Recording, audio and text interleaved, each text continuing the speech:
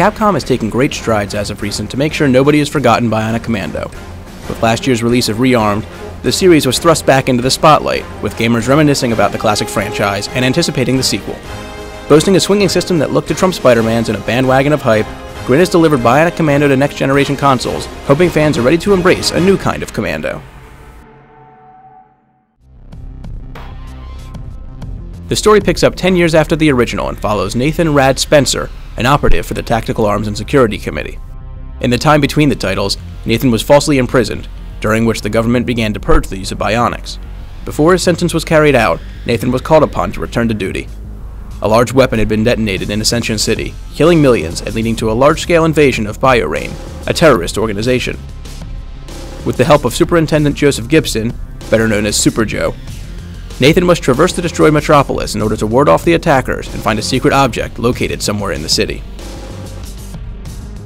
Despite having a fairly strong opening, the game's story is oftentimes muddled and confusing. Lazy scripting makes certain plot points seem more important than they are, while it glances over sections that might have some sort of relevance to the plot. Spencer spends most of the time brooding about his missing wife and angry at the government for his imprisonment, which is a stark contrast to the fact that he will also randomly yell at opponents, seeming elated during combat. It always feels like it's coming out of someone else, as opposed to the gloomy protagonist. The poor script hurts the game in more ways than that, making the narrative hard to follow. During the game's 8 or so hour campaign, there were many times where there was little indication why Nathan was where he was, or where he was going. Supporting characters come and go without reason, Spencer will randomly arrive at destinations without explanation, and it often feels as though little was put into keeping the player invested in the story. Luckily, the game's checkpoints lead the player in the right direction, and serve as a decent replacement for a motive. Bionic Commando might have a few weapons to choose from and an adequate shooting engine, but the gunplay takes a backseat to Nathan Spencer's bionic arm. Learning how to use the bionic arm isn't entirely difficult, but there's a little bit of a learning curve in knowing how to use it effectively.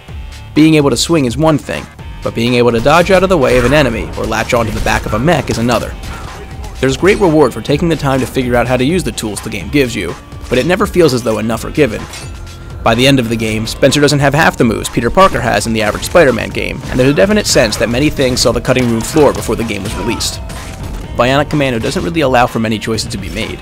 It's an extremely linear game, with environmental obstacles such as water and radiated areas keeping Spencer from exploring outside of the predetermined areas. Many might grow tired of the constant barriers, especially considering the amount of open-world games already on the market.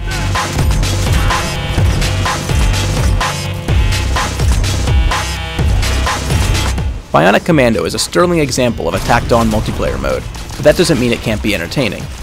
It plays like an online multiplayer for Spider-Man would, taking advantage of the 3D world with the swinging mechanics.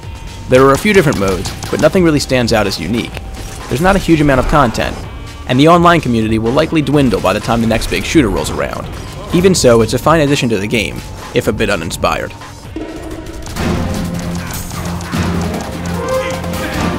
There are plenty of things in Bionic Commando that should give fans of retro a reason to smile. Besides the omnipresent collectibles shaped like classic sprites, the game takes every chance to nod at the original, to the point where players actually experience the game's tutorial in the classic game's outfit. The game will also occasionally break the fourth wall, which feels out of place, but generally evokes a laugh. Whoa, is that a long health bar, or are you just happy to see me?